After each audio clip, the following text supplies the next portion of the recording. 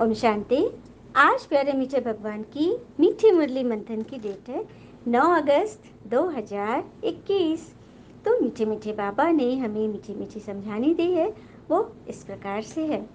बाबा कहते हैं, मीठे बच्चे, पिता और दादा की भी वंडरफुल कहानी है। बाबा जब दादा में प्रवेश करें तब तुम ब्रह्मा कुमार कुमारी वर्षे के अधिकारी बनते हो। बाप और दादा, आपने ये वर्ड सुना होगा ना बच्चों के मुंह से, बाप दादा। उसका अर्थ बताना है। बाप अर्थात बाबा, शिव बाबा पिता, और दादा अर्थात लेखराज दादा, जिनके तन में परमात्मा शिव ने डायरेक्ट प्रवेश किया। क्योंकि वो वृद्धावस्था में थे इसलिए उनको दादा कहते हैं, और बाबा तो बाबा हैं, सभी आत्माओं के पिता हैं। कितनी वंडरफुल कहानी ना दोनों की। दोनों जब कंबाइंड हो जाते हैं ना तो बन जाते हैं बाप दादा। और जब दोनों मिल जाते हैं और ये ज्ञान गंगा बहाते हैं, शिव ब्रह्मा बाबा के मुख से ये ज्ञान उच्चारते हैं, और उन ज्ञान को जो बच्चे अडॉप्ट करते हैं, मतलब ब्रह्मा के मुख से ब्राह्मण निकले, ये तो शास्त्रों में भी है। तो ब्रह्मा के मुख से शिव का ज्ञान, ये मुरली निकली, और उनको जिन बच्चों ने फॉलो किया वो बन गए ब्रह्मा कुमार कुमारी। आगे बात समझ में? और जब हम ब्रह्मा कुमार कुमारी बनेंगे तभी वर्षे के अधिकारी बनेंगे, शिव परमात्मा की वसीयत के वारिस बनेंगे, है ना। वारिस बनने के लिए क्या करना होगा? सबसे पहले ट्रस्ट, किस पर? कि भगवान आ चुके हैं, ईश्वर हमें स्वयं बैठ के पढ़ा रहे हैं, ईश्वर इसी संस्था में आए हैं, इस बात का विश्वास करना चाहिए। क्योंकि trust is the glue of life, it's the foundation principal that holds all relationships. Trust, विश्वास, एक गोंद का काम करता है, फेविकॉल का मजबूत जोड़ है। हाँ? लाइफ को ऐसा ग्लू चाहिए जो कि फाउंडेशन होता है हर रिश्तों को पकड़ने की, पकड़ के रखने का। ये ग्लू किस तरह से कहीं लगा हो, फेविकॉल का जोड़ा, कि वो कभी हटे नहीं, ऐसा चिपक जाए। तो विश्वास की वो लस्सा जो है वो इस तरह से होना चाहिए कि कोई भी फाउंडेशन रिश्ते का टूटे नहीं, अलग नहीं हो, जुड़ के रहे। तो यहाँ तो सबसे ज़्यादा विश्वास हमें स्वयं पे करना है कि हमें स्वयं भगवान बैठ पढ़ा रहे हैं, है ना। जिससे ही परमात्मा के साथ हम, हमारे सारे रिश्तों की फाउंडेशन मजबूत हो जाएगी। और जब परमात्मा से हम संबंध निभाएंगे तो फिर लौकिक में हमें हमारे रिश्तेदारों से संबंध निभाना इजी हो जाएगा, क्योंकि सारे रिश्तों का रिस्पॉन्ड परमात्मा स्वयं बैठ देते हैं कि किसके साथ तुम्हें कैसे करना है। और सामने वाले को नहीं देखना है कि वो क्या करे, हमें करना है, सब कुछ हमें करना है। क्योंकि आनंद हर आत्मा की मूल मांग है, सबको आनंद चाहिए। हम विकारों के वश इसी आनंद को खोजते हैं, जबकि सत्य यह है कि शरीर से मिलने वाला आनंद सदा काल का नहीं होता। अब जैसे कि कुछ अच्छा खाए तो कितनी देर उसका टेस्ट मुंह में रहा? जब तक खाए, चलो कुछ देर तक टेस्ट रहा, फिर खत्म। उसी तरह से ये सुख सदा काल का नहीं होता है, लेकिन सुख से उपराम होने का अभ्यास ही हर दुख को मिटाने की चाबी है। मतलब इन लौकिक सुख से ऊपर उठ जाओ, इंद्रियों से ऊपर का सुख, अतीन्द्रिय सुख है। हर सुख, शांति, आनंद, पवित्रता को पाने की चाबी है, हर खजाने को वो खोलती है। और यही हमें ये ज्ञान मुरली के द्वारा भगवान बैठ सिखा रहे हैं कि किस तरह से हम अपने जीवन को सदा आनंद में रखकर मौज मनाएंगे। प्रश्न: निश्चय ड्रामा को जानते हुए भी तुम बच्चों को कौन सा लक्ष्य अवश्य रखना है? उत्तर: पुरुषार्थ कर गैलप करने का, अर्थात विनाश के पहले पिता की याद में रख कर्मातीत बनने का लक्ष्य अवश्य रखना है। कर्मातीत अर्थात आयरन एजेड से गोल्डन एजेड बनना। पुरुषार्थ का यही थोड़ा सा समय है, इसीलिए विनाश के पहले अपनी अवस्था को अचल अडोल बनाना है। तो निश्चित ड्रामा को हम जान रहे हैं कि परिवर्तन होना ही है, विनाश होना ही है। तो उसके पहले क्यों ना हम अपने लक्ष्य को प्राप्त कर ले। देवी देवता बनने का जो लक्ष्य भगवान ने दिया है, तो उसके लिए हमें पुरुषार्थ कर गैलप हाई जंप लगाकर कर्मातीत बनने का लक्ष्य रखना है। कर्म करो और कर्म से अतीत हो जाओ, उसके प्रभाव से परे। तभी तो हम अभी आयरन एजेड हो गए हैं, हाँ, लौह तत्व जैसे हो गए हैं। बाकी हम तो थे सत्युग में गोल्डन एजेड, स्वर्ण तत्व के थे, अभी गोल्ड लौह तत्व में बन गए। तो फिर से लौह को सोने में परिवर्तन करना है, तो जल्दी जल्दी करना है ना, विनाश के पहले सब कुछ पा लेना है। ओम शांति। बाबा कह रहे कि ये दोनों कौन कहते हैं? एक था बाबा, एक था दादा। कहानी सुनाते हैं ना, एक था राजा, एक थी रानी। अब ये फिर ये नई बातें, तो कहानी ही चल रही है, एक बाबा है और एक दादा है। तो समझ में आ गया सबको कि बाप दादा हम क्यों कहते हैं, और हम ब्रह्मा कुमार कुमारी क्यों कहलाते हैं। ब्रह्मा के बच्चे, एडॉप्टेड बच्चे, उनके मुख से ज्ञान सुनकर हमने अपने जीवन को बदला, तो हम बन गए ब्रह्मा के बच्चे। प्रजापिता ब्रह्मा की संतान ब्रह्मा कुमार कुमारियाँ। और उनको कौन पढ़ाते हैं? तो स्वयं शिव बाबा पढ़ाते हैं, स्वयं भगवान बैठ पढ़ाते हैं। कोई हम साधारण बच्चे नहीं है, गॉडली स्टूडेंट है। फिर बाबा कह रहे कि आधा कल्प तुम वर्षा पाते हो, फिर तुमको श्राप मिलता है रावण से, जो नीचे उतरते जाते हो। जैसे कि ग्रहचारी बैठती है नीचे उतरने की। अभी तुम बच्चे समझते हो हमारी ग्रहचारी राहु की दशा पूरी हो रही है। बाबा कह रहे कि बच्चों को तो अब सब नॉलेज मिल गई है कि हमारी राहु की दशा पूरी हुई, बृहस्पति की दशा की ओर हम बढ़ रहे हैं, है ना। और दान देने से सारे ग्रहण मिटते हैं। तो क्या दान देना है? अपने विकारों का दान देना है। उन्होंने फिर सूर्य चंद्रमा का ग्रहण समझ लिया। ग्रहण जब लगता है सूर्य चंद्रमा का, तो दान देते हैं ना। तो दान देने की तो परंपरा है ही, तो यहाँ भी विकारों का ग्रहण लगा हुआ है, तो उसमें भी दान देना है। तो उसी का दान दो। अपनी कमी कमजोरियाँ हटाते जाओ। ये बाबा कह रहे कि एक तरफ है करोड़ों मनुष्य और दूसरी तरफ हो सिर्फ तुम थोड़े से बच्चे।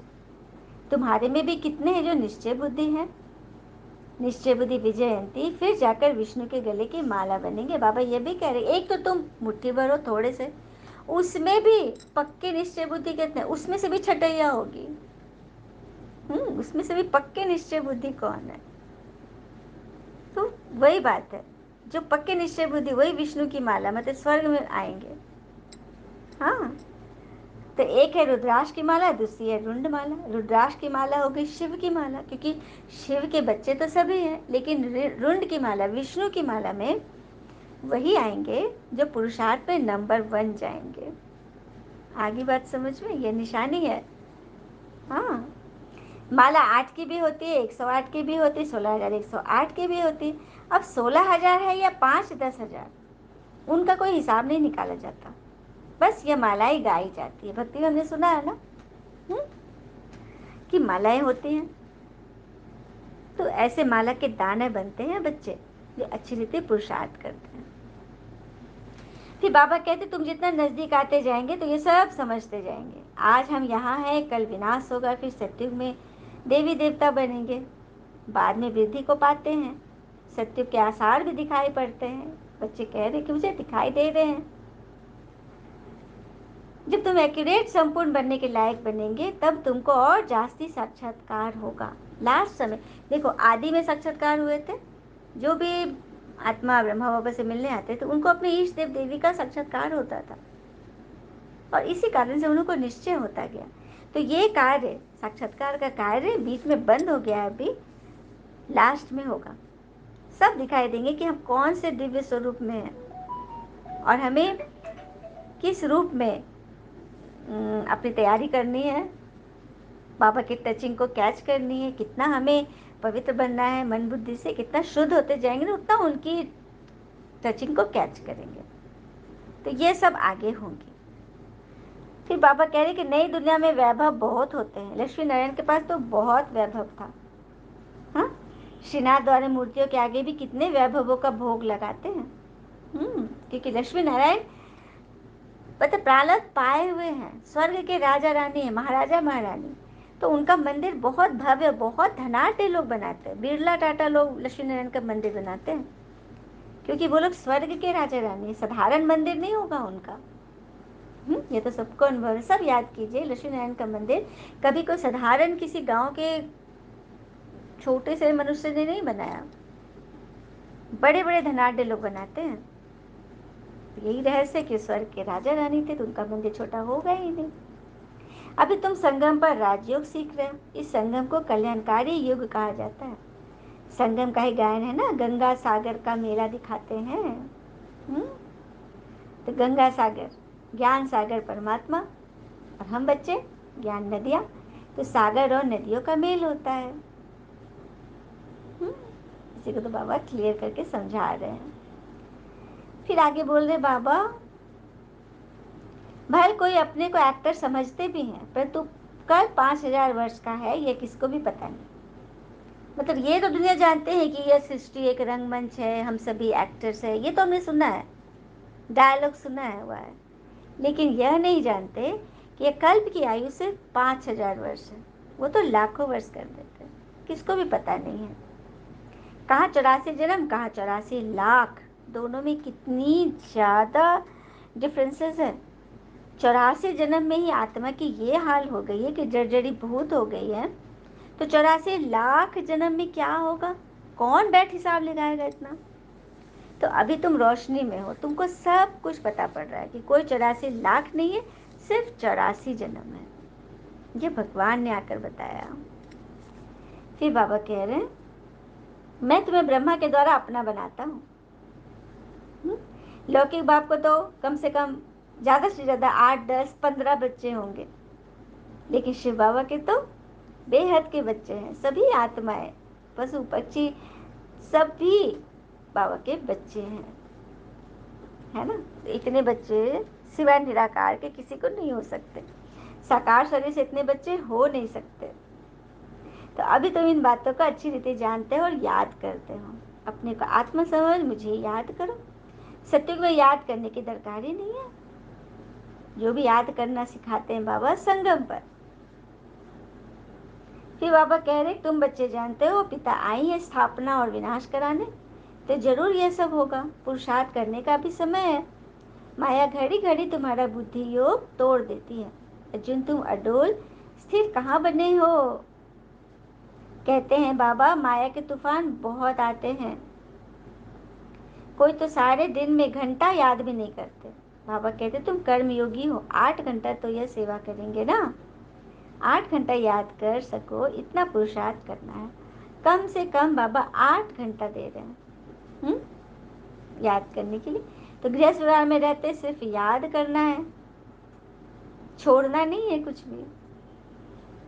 मेहनत है बाबा को याद करना और चक्र को समझना। महाभारत लड़ाई भी जरूर लगेगी, सतयुग में थोड़े ही लगेगी, यहाँ संगम पर ही लगेगी। अच्छा, बाबा को नमस्ते। धारणा के लिए मुख्य सार, पहले पॉइंट, कम से कम 8 घंटा याद में रहने का पुरुषार्थ करना है। अपनी अवस्था अचल अडोल बनानी है, याद का अभ्यास बढ़ाना है, गफलत नहीं करनी है। दूसरी पॉइंट, यह ड्रामा बिल्कुल एक्यूरेट बना हुआ है, इसीलिए किसी पर भी नाराज नहीं होना है, निश्चय बुद्धि बनना है। ड्रामा एक्यूरेट बना, किसी से भी तुलना नहीं करनी है, क्योंकि कहते हैं ना, जो नहीं है उसे पाने की इच्छा में जो है वो भी खो देना ही लालसा है। अपने जीवन की तुलना किसी के साथ नहीं करनी चाहिए। सूर्य और चंद्रमा के बीच कोई तुलना नहीं, जब जिसका वक्त आता है वो चमकता है। So sweet. कोई तुलना नहीं, जब जिसका वक्त आता है वही चमकता है। तो ऐसे बनना है ना। ये बाबा ने वरदान दिया, दिल में सदा एक राम को बसाकर सच्ची सेवा करने वाले माया जीत विजयी भव। दिल में सदा एक राम को बसाकर सच्ची सेवा करने वाले माया जीत विजयी भव। और हनुमान की विशेषता दिखाते हैं कि वह सदा सेवाधारी महावीर था, इसीलिए खुद नहीं जला, लेकिन पूंछ द्वारा लंका जला दी। तो यहाँ भी तो सदा सेवाधारी है, वही माया के अधिकार को खत्म कर सकता है। जो सेवाधारी नहीं, वह माया के राज्य को जला नहीं सकेंगे। सच बात है। भगवान ने, हनुमान जी ने किस तरह से लंका पर पूंछ में आग जला दी और वो पूरे लंका को जला दिया। हनुमान जी के दिल में सदा एक राम बसते थे। तो पिता के सिवाय और कोई दिल में न हो, अपने देह की स्मृति भी न हो, तब मायाजीत विजयी बनेंगे। बिल्कुल भी कोई व्यर्थ बात मन में नहीं रखनी है। दिल में क्या रखना है? सदा एक दिलाराम। स्लोगन, जैसे आत्मा और शरीर कंबाइंड है, ऐसे आप पिता के साथ कंबाइंड बनो। आत्मा और शरीर कंबाइंड है, कई बार मुरली में आता है। कोई भी काम हम बिना पूछे नहीं करते, हमारे साथ कंबाइंड है ना। उसी तरह से आत्मा और शरीर कंबाइंड है ना।